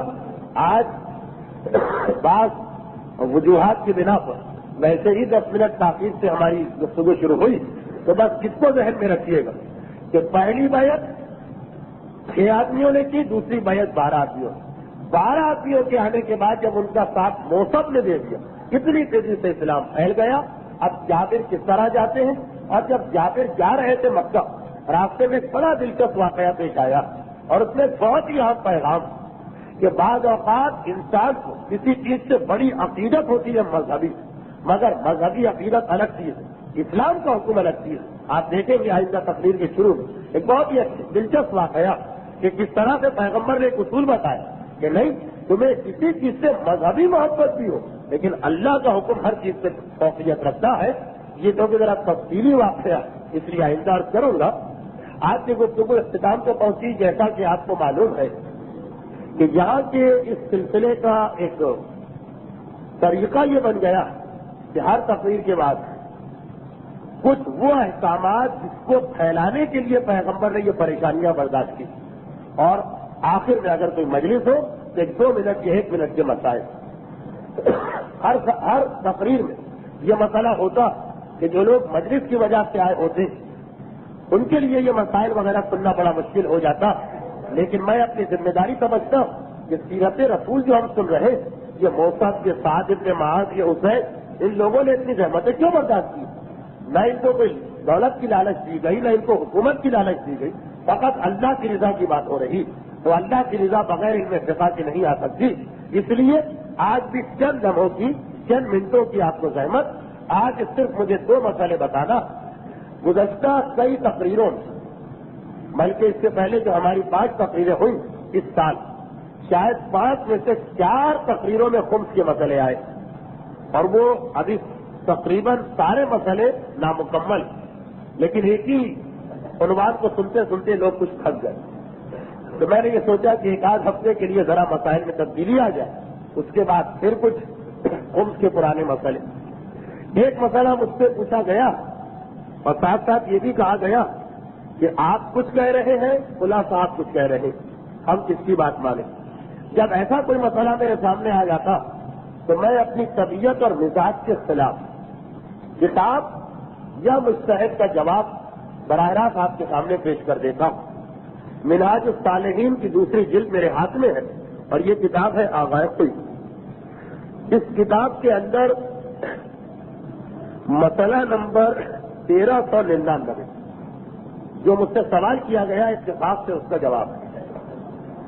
سوال یہ کیا گیا کہ بعض جگہوں پہ ایک رواج اب ہو گیا کہ نکاح پہلے ہو جاتا ہے، رخصتی بعد میں ہوتی ہے، تو نکاح ہونے کے بعد اور رخصتی ہونے سے پہلے جو بیچ کا زمانہ، کیا اس عرصے میں بھی شوہر پر واجب ہے کہ اپنی بیوی کا خرچہ دے یا یہ واجب نہیں؟ آج نکاح ہوا ہے، 4 مہینے کے بعد رخصتی ہونا، یہ 4 مہینے کا نان و نفقہ جو شوہر پر واجب ہوتا ہے عام حالات میں بیوی کو دے، یا وہ ان مہینوں میں بھی واجب ہے کہ جب رخصتی نہیں ہوئی لیکن نکاح ہو گیا؟ اور پھر کیا بیوی کو اس کا مطالبہ کرنے کا حق؟ اتفاق سے بالکل یہی سوال ہے، یہی جواب ہے اس مسئلے میں۔ فرماتے ہیں کہ واجب نہیں ہے کسی مرد کے لیے اپنی بیوی کا نان و نفقہ دینا اس زمانے میں جو نکاح اور رخصتی کے بیچ کا زمانہ ہے۔ بس جو معاشرے کے اندر ایک چیز رائج ہے وہی چیز دلیل ہے کہ اس مدت کا نان و نفقہ بالکل ثابت ہوتا ہے۔ تو یہ سوال کسی نے پوچھا تھا، یہ ہر صورت میں ثابت ہے۔ فرض کیجیے کہ کچھ عرصے کے بعد شوہر اور بیوی میں خدا نہ خواستہ طلاق کی نوبت آ جاتی ہے، عیاذاً باللہ، معاذ اللہ، اس کے بعد اگر بیوی یہ مطالبہ کر دے کہ وہ 4 مہینے کا نان و نفقہ بھی مجھے دینا، تو یہ مطالبہ کرنا اس کا غلط، اور زبردستی اگر لے لے تو یہ پیسے حرام کے پیسے ہیں جس کا گناہ بھی اس کو ملے گا، اور اس پیسے سے بنائی ہوئی ہر چیز گناہ رہے گی اور اس میں عبادتیں بھی باطل۔ خیر، یہاں تو صرف اتنا ہی مسئلہ، بالکل واضح مسئلہ کہ نکاح اور رخصتی کے بیچ کا خرچہ شوہر پر واجب نہیں۔ اب ایک سوال اور آ گیا کہ جو نکاح اور رخصتی کے درمیان کا نان و نفقہ شوہر کو دینا واجب نہیں۔ اب یہاں پر کچھ اور دلچسپ مسئلے ہیں اس کتاب میں، اسی بحث میں، جو پہلے کس کا حق ہوتا ہے، باپ کا یا ماں کا یا بیوی کا یا بچوں کا، لیکن وہ ایک پیچیدہ بحث ہے جس کو ابھی میں نہیں چھیڑنا چاہ رہا ہوں۔ اب یہاں پر کچھ ایسے مسئلے آ گئے جو ہمارے بچے اور نوجوان بہت دریافت کرتے ہیں، بزرگوں کے لیے شاید اس مسئلے کی ضرورت نہ ہو، تو اس مسئلے کو میں 3 سوالات کی مدد سے مکمل کرتا ہوں۔ پہلے مسئلہ سنیے، پھر اس مسئلے سے متعلقہ 3 سوالات جو آغاز کوئی کے پوچھے گئے ان کا جواب سنیے۔ مسئلہ یہ ہے کہ کیا شطرنج و تاش وغیرہ کا کھیلنا جائز ہے یا نہیں، اور یہی جوئے سے متعلقہ بات۔ مسئلہ نمبر 19 کسی کتاب کا، فرماتے کہ جوئے کے آلات سے کھیلنا جیسے شطرنج سے کھیلنا، زمین کے اوپر خانے بنا کر اس میں چھوٹے چھوٹے کنکر رکھ کے جو کھیل کھیلا جاتا ہے وہ کھیلنا، اور اسی طرح جتنے بھی اس قسم کی جوئے والی چیزیں ان سے کھیلنا حرام ہے اگر شرط لگائی جائے، اور جو پیسے ملیں گے آپ کو اس کے بدلے میں اس کا لینا بھی حرام، یعنی 2 گناہ ہو گئے، ایک تو خود شطرنج کھیلنا، اور اگر اس سے کچھ پیسے مل رہے ہیں تو وہ پیسے لینا بھی حرام، اور جو آدمی یہ پیسے لے گا وہ اس کا مالک نہیں بنے گا، اس کو حق نہیں ہے استعمال کرنے کا، بلکہ یہ جو جوئے کے آلات ہیں ان سے تو بغیر شرط لگائے کھیلنا بھی حرام ہے. یہ جملہ ہے اس کے اندر کہ اذا لم یکن رہن ایزن، اگر شرط نہ بھی ہو تب بھی حرام ہے. تو جو چیزیں جوئے کے لیے بنائی گئی جس میں سے دو چیزوں کا نام آگا کوئی نے کتاب میں لکھا ہے، شطرنج اور وہ جو زمین پہ خانے کھینچ کے چھوٹے چھوٹے کنکر رکھ کے کھیل کھیلتے ہیں، یہ جوئے کے حالات ہیں. اور اسی طرح جو چیز جوئے کے لیے بنائی گئی اس کو کھیلنا حرام ہے، شرط لگا کر بھی، اور بعد میں کہا بلکہ بغیر شرط کے بھی حرام ہے. اچھا، اس کے بعد وہ فرماتے ہیں کہ جوئے کی جو چیزیں ان کو چھوڑ باقی عام دنیا کے جو کام ہیں اگر اس میں بھی شرط لگا دی جائے تو وہ بھی حرام ہو جائے گا. عام کام جیسے اگر کوئی شرط لگائے کہ کون آدمی زیادہ وزن اٹھا سکتا ہے یا کون آدمی یہ پتھر اٹھا سکتا ہے، میں اس کو 50 روپے دوں گا، یا اگر کوئی مثال لکھ رہے ہیں، یا دو آدمی دوڑ رہے ہیں، جو آگے نکل جائے گا اس کو اتنے پیسے ملیں گے، یا یہ کہ ایک آدمی دوڑ رہا، شرط لگائی جائے کہ جو اس کو پکڑ لے گا اس کو پیسے ملیں گے. اور اسی طرح سے ہر حلال اور جائز کام جب اس میں شرط لگائی جائے تو وہ حرام ہو جاتا ہے اور شرط کے پیسے لینا بھی حرام ہے. البتہ اگر ان چیزوں میں شرط نہ ہو، دوڑ میں، پتھر اٹھانے میں، تو پھر اس صورت میں یہ سارے کھیل جائز ہیں. تو خلاصہ کیا بنا مسئلے کا کہ جو چیزیں جوئے کی چیزیں ہیں ان کو تو بالکل کھیلنا حرام ہے چاہے شرط ہو یا نہ ہو. جیسے مثال دی آغا کوئی نے شطرنج کی. اب اس کے بعد 3 مسئلے اور سن لیجیے اور آج کے مسائل کا حصہ مکمل ہو جائے. یہ آغا کوئی سے تحریری صورت میں کچھ سوالات کے جوابات لیے گئے. سوالات کے بہت سارے ہیں اس وقت کے جو ہمارے موضوع سے متعلق ہیں. ایک سوال یہ پوچھا گیا ہے کہ آپ نے کہا کہ آغا سے پوچھا جا رہا، آپ نے کہا کہ جن چیزوں میں جو چیزیں جوئے والی ہیں ان کا کھیلنا حرام، تو کیا تاش، وہ جو کارڈ ہوتے ہیں وہ بھی جوئے والی چیز ہے؟ جواب دیا جی ہاں، تاش بھی جوئے والی چیز ہے، اس لیے اس میں شرط لگائے تب بھی حرام ہے، بغیر شرط کے کھیلے تب بھی حرام ہے. تو شطرنج کا نام آغا نے اپنی کتاب میں لکھ دیا، تاش کا نام اس سوال کے جواب میں دیا. اس کے بعد دوسرا سوال کہ جوا کسے کہتے ہیں، آغا سے کہا ذرا اس کی وضاحت کریں. آغا کوئی نے فرمایا کہ ہر وہ عمل جو آپ صرف اس لیے انجام دیں کہ کچھ آپ کو ملے گا یا کچھ آپ کے ہاتھ سے جائے گا، جو عام طور سے معاشرے میں ہوتا ہے، یعنی جس کے اندر کچھ پیسے لگائے جاتے ہیں، مل سکتے ہیں یا ضائع ہو سکتے ہیں، وہ عمل جوا ہے اگر کسی نیت سے آپ اس کو انجام دے رہے ہیں. اچھا، ابھی ایک آخری سوال سن لیجیے، باقی وضاحتیں میں آئندہ کروں گا کیونکہ وقت خاصا گزر گیا.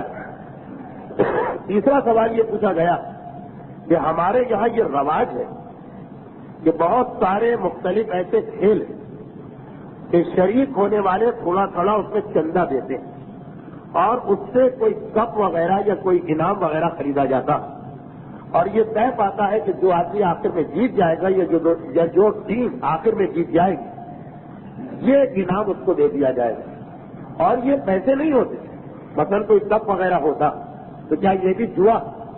جواب دیا جی ہاں، اگر اسی نیت کے ساتھ پیسے دیے گئے اور اسی نیت کے ساتھ کھیلا گیا کہ ہمیں یہ انعام لینا ہے تو یہ بھی جوا ہے.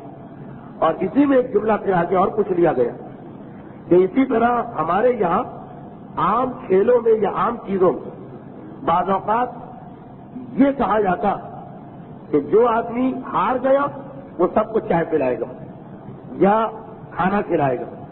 اس کا کیا مسئلہ؟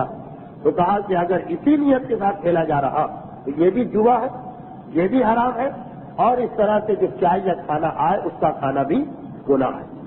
تو یہ جو ایک شرط ہوتی ہے کہ جو آدمی بھی ہار گیا اسے سب کو چائے پلانا، جو آدمی ہار گیا اسے سب کو کوک پلانا، یہ بھی آغا کے نزدیک جوا ہے.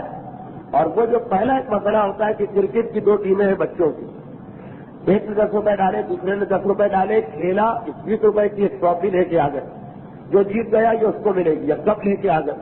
آغا کے فتوے میں وہ بھی جوا اور حرام، البتہ ایک شرط کے ساتھ، اگر نیت یہی اور اگر نیت مذاق کی ہے تو اس صورت میں آغا کے یہاں کیونکہ نیت ہی نہیں، بعض اوقات مذاق میں کہتے کہ بھائی تم ہار گئے سب کو چائے پلاؤ، یا مذاق میں کہتے کہ ٹھیک ہے ہم لوگ کھیلتے اگر تم ہار گئے تو چائے پلانا پڑے گی. نیت ہماری یہ نہیں ہے کہ اسی لیے کھیل رہے، خالی مذاق میں بات ہوتی. تو اس لیے وہ پھر جوا نہیں ہے اور حلال ہے۔ اچھا، اب یہ تو سوالات ہوئے جو آغاز سے پوچھے گئے تھے، ایک وضاحت میں کروں اور پھر آپ کی مجلس اختتام کو پہنچوں کہ اب یہی دو مسئلے جو شروع سے میں نے بتائے تھے، لیکن ہر آدمی کو سمجھانا مشکل ہوتا، اس لیے کچھ ایسے لوگوں نے آ کر مجھ سے پوچھا کہ جن کے بارے میں پتا تھا کہ وہ اگر آپس میں کھیل رہے تو وہ صرف مذاق ان کا مقصد ہے، کوئی ایسی شرط ورط نہیں، تو ان سے کہہ دیا گیا کہ یہ عمل آپ کے لیے جائز ہے۔ اور کچھ ایسے بچوں نے پوچھا کہ جن کے بارے میں مجھے پتہ ہی نہیں تھا کہ یہ دیندار ہے یا بے دین ہے، مذاق کی نیت ہے یا سیریس ہے، ان سے کہہ دیا گیا یہ حرام۔ مجھ سے بعض لوگوں نے کہا کہ آپ نے کچھ بچوں کو یہ بتایا کہ اس طرح سے کھیلنا حرام، کچھ بچوں کو یہ بتایا کہ اس طرح سے کھیلنا جائز، تو آخر یہ فرق کیوں ایک مسئلے سے؟ تو فرق میں نے صرف اپنی پوزیشن کی وضاحت کے لیے اور ساتھ ساتھ مسئلہ واضح ہو جائے یہ تحریر آپ کے سامنے پڑھ دی کہ آغا کہہ رہے کہ اگر کسی شرط اور نیت کے ساتھ کھیل ہو رہا، یعنی اگر یہ شرط نہیں ہوتی تو ہم نہیں کھیلتے، یا کھیلتے مگر اتنے شوق سے نہیں کھیلتے تو وہ جوا ہے اور حرام۔ اور اگر ساری بات مذاق کی ہے تو بہت ہی دیندار لوگ کبھی کبھار کہتے ہیں کہ چائے پلانا پڑے گی، اگر سب کچھ مذاق کی نیت ہے تو اس صورت میں وہ جوا نہیں ہے اور وہ جائز اور صحیح ہو سکتا ہے۔ اب یہ چیزیں وہ ہے کہ جس میں احتیاط اگر کرے آدمی تو زیادہ اچھا، بہت سی چیزیں جائز ہیں لیکن انسان جتنی زیادہ احتیاط کرے اتنا اچھا۔ خصوصیت کے ساتھ مال کا مسئلہ بڑا مشکل مسئلہ کہ اگر کسی کا مال غلطی سے ہمارے پاس آ گیا تو اس کے اپنے نقصان اور اثرات کو ہوتے ہیں، جو پیغمبر کی حدیث کہ میں اپنی آنکھوں سے دیکھ رہا ہوں کہ اگر کسی مکان میں ایک پتھر کسی ایسے آدمی کا لگا دیا گیا جو راضی نہیں، تو میں دیکھ رہا ہوں کہ یہ مکان کبھی قائم نہیں ہو سکتا، اس کو ٹوٹ کے رہنا، اسے گر کے رہنا ہے بلکہ اسے اجڑ کے رہنا۔ ایک پتھر، ایک بلڈنگ جب بنتی ہے تو کتنے پتھر لگائے جاتے ہیں، اس میں ایک پتھر اگر حرام کا آ گیا تو پیغمبر فرما رہے ہیں کہ میں دیکھ رہا ہوں کہ اس مکان میں برکت کوئی نہیں ہوگی، یہ مکان اجڑ کے رہے گا۔ تو بعض چیزوں میں بہت زیادہ احتیاط کی ضرورت ہوا کرتی، اس میں یہ مسئلہ بھی ہے۔ البتہ فتویٰ کچھ اور ہے جو میں نے بتایا، مگر اگر انسان احتیاط کرے کہ ہمارا مال اگر دوسروں کی گردن پہ چلا جائے تو کوئی بات نہیں، ہم دنیا میں نقصان میں ہے، آخرت میں تو ہم سے زیادہ کامیاب کوئی نہیں ہوگا، مگر اور کسی کا حق ہمارے پاس نہیں آنا چاہیے۔ تبھی اسلام ایک مستحب حکم بتاتا ہے جو اسی منہاج الصالحین میں آغا کوئی نے لکھا کہ جب کوئی دکاندار کسی کو کوئی چیز دے تو ترازو تو اس کا بالکل ٹھیک ہونا چاہیے، اس کے باوجود احتیاطاً تھوڑا بہت زیادہ ہی سودا دے کہ شاید ہوا چل گئی ہو۔ جیسے ایک واقعہ میں اکثر پڑھتا ہوں، شاید ترازو میں اتنی گرد و غبار جمع ہو گئی کہ ذرا سی چیز کم ہو گئی تو کچھ تھوڑا بہت 1 کلو کسی نے خریدا سامان 1100 گرام دے دو، تھوڑا بہت زیادہ چلا جائے تو کوئی حرج نہیں۔ اور چیز لینے والے کے لیے مستحب کہ اگر 1 کلو تم نے 1 کلو کے پیسے دیے تو دکاندار سے 900 گرام ہی دے دو، لیکن یہ ایسا نہ ہو کہ شاید اس کے ترازو میں کوئی خرابی ورابی اور کچھ زیادہ اس کی چیز ہمارے پاس آ گئی، ہو سکتا ہے چاول کے 5 دانے زیادہ ہمارے پاس آ جائے، تو آخرت میں جان بوجھ کے تو ہم نے نہیں لیے، گناہ تو نہیں ہوگا، مگر بہرحال جو اس کی برکتیں ہیں، جو بے برکتی ہے، جو نحوست ہے، وہ کہیں ہمارے گھر میں داخل نہ ہو جائے۔ اتنی احتیاط اسلام کہہ رہا۔ دکاندار کی حد تک تو ہم نے دیکھا ہے کہ وہ کچھ بڑھا کے ڈال دیتے، وہ بھی دین کی وجہ سے تو بہت کم ہوں گے، ترازو کی خرابی کو ٹھیک کر کے بھی بیچنے والے کے سامنے سرخرو ہونے والے کہ ترازو خراب ہے 200 گرام ویسے ہی کاٹ کیا، اس میں سے 100 گرام واپس کر کے ایک احسان کر دیا، مگر خریدنے والوں میں بہت کم یہ دیکھا گیا کہ وہ کبھی اس بات پہ اصرار کریں کہ نہیں آپ اس میں سے تھوڑا نکال دیجئے، ہم یہ نہیں چاہتے کہ کسی کا حق ہمارے پاس آ جائے۔ یہی لاپرواہی اور احتیاطی۔ دیکھیے ابھی جو مسئلہ میں نے بتایا یہ واجب نہیں، یہ نہیں ہے کہ واجب ہو، اسلام کہتا بہتر ہی ہو، کیونکہ جہاں سے انسان لاپرواہ ہونا شروع ہوا وہیں سے ساری خرابیوں کا آغاز ہو جاتا، اور آگے بڑھتے بڑھتے بڑھتے بڑھتے پھر یہ گناہ عظیم بن جاتا۔ معاشرے میں جب لاپرواہی آتی اسی کا انجام یہ کہ آخر میں یزید جیسا انسان حکمران بن جاتا۔ اگر پہلے حکمران پر لوگ اعتراض کر دیتے اور اس وقت متحد ہو کے اس کی مخالفت کرتے تو یزید جیسے میں نوبت نہیں آن پہنچتی، لیکن جب وہاں لاپرواہی کی گئی تو بڑھتے بڑھتے انجام یہ ہوا کہ یزید جیسا شخص کہ کربلا کے واقعے کے بعد جب مدینے والے خود شام میں یزید کو دیکھ کے آئے تو کہا کہ ہم حیران ہیں، ہم گھبرا رہے ہیں کہ ہم نے یزید کی بیعت کر کیسے لی تھی، ہم ڈرتے کہ کہیں آسمانی بجلی گر کے ہمیں راک نہ بنا دے ایسا آدمی، اور مسند رسول پہ جا کے بیٹھ گیا، مگر یزید ایک دم سے نہیں آیا، وہی لاپرواہی بڑھتے بڑھتے یہاں تک پہنچ گئی۔ اور جب لاپرواہ لوگ ہو جاتے، دین کے معاملے میں ذرا سست اور ڈھیلے پڑ جاتے، تو ایک طرف اگر یزید جیسی خرابی آتی تو اس خرابی کو دور کرنے کے لیے قربانی بھی اتنی بڑی دینا پڑتی ہے جتنی حسین نے دی تھی۔ ذرا سی ہماری لاپرواہی، جو کام ابتدائی مرحلے میں چھوٹی قربانی سے ہو سکتا تھا، وہ کام پھر آخر اس انتہا پہ پہنچا کہ حسین کو اپنا سر دینا پڑا، اپنے گھرانے کو قربان کرنا پڑا۔ اگر ابتدا میں انسان لاپرواہ ہو جائے تو انجام وہاں تک ہو جاتا۔ اور فقط یہی بات نہیں، فقط یہی نہیں کہ حسین نے اپنا سر دیا، عباس نے اپنے بازو دیے، اکبر نے اپنے کلیجے میں برچی کے پھل کی قربانی دی، اکبر کے ننھے گلے میں تیر لگا۔ قربانیوں کا سلسلہ تو اتنا بڑا کہ اللہ کے رسول جس مدینے میں آپ ہجرت کر کے آنے والے، جس مدینے کے حالات ہم لوگ سن رہے، اللہ کے رسول یہی تو وہ مدینہ ہے، یعنی قربانیاں اس منزل تک دینا پڑی، اس منزل تک کہ جب زینب شام سے پلٹ کے اس مدینے میں آئی، یہی آپ کا شہر، اور آپ کے روضے پہ پہنچی تو پہلے تو آپ سے فریاد تھی، اور جس وقت زینب نے اپنے بھائی حسین کا کرتا آپ کی قبر پہ لہرایا تو اللہ کے رسول ہم نے تاریخوں میں سنا ہے کہ آپ کی قبر سے رونے کی آواز آئی، مگر نہیں، مسلمانوں کی سستی اور لاپرواہی یزید کو کس منزل پہ لے گئی، کتنی بڑی قربانی دینا پڑی کہ پھر اسی شہر مدینہ میں آپ کے روضے پہ زینب کھڑی ہو کے چاروں طرف دیکھتی اور کہتی ہے کہ جتنے بھی نامحرم مرد ہیں یہاں سے نکل جائے۔ سارے مردوں کو باہر بھیجا گیا، مسجد کے دروازے بند ہوئے، اور آواز دی نانا آپ فقط حسین کا کرتا دیکھ کے رو رہے ہیں، آپ کی بیٹی آپ کو کچھ اور دکھانا چاہتی۔ یہ کہہ کے قبر رسول کی جانب پوچھتی، اپنی کمر پر سے کرتے کو ذرا سا اٹھایا، نانی اب نانا اپنی زینب کی زخمی کمر کو بھی دیکھ لیجیے جو کربلا سے کوفہ اور کوفے سے شام شمر کے کوڑے کھاتے کھاتے اب تک زخمی چلی آ رہی۔ ولعنة الله على أعدائهم أجمعين وسيعلم الذين ظلموا أيام منقلب ينقلبون۔ ایک سورہ فاتحہ کی التماس ہے جملہ مرحوم مومنین و مومنات، خصوصاً مرحومہ خدیجہ بائی بنت مہر علی کے ایصال ثواب کے لیے، ان مصائب اہل بیت کا واسطہ، شہزادی زینب کی زخمی کمر کا واسطہ، صاحبان ایمان کو، خصوصاً حاضرین مجلس اور بانی مجلس کو، ان کی اولاد کو، ان کے گھر والوں کو دنیا اور آخرت کی جملہ مصیبتوں اور پریشانیوں سے محفوظ فرما۔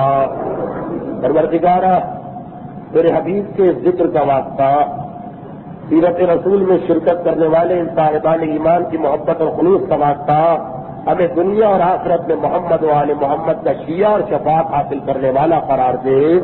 پروردگارا اس ذکر کا واسطہ ہمیں سیرت اہل بیت پر عمل کرنے کی توفیق بھی عطا فرما، اور ان مظالم کے انتقام کے لیے اپنی آخری حجت اور اسی رسول کے جانشین برحق امام عصر و زمان کے ظہور میں تعجیل فرما۔ ربنا تقبل منا انك انت السميع العليم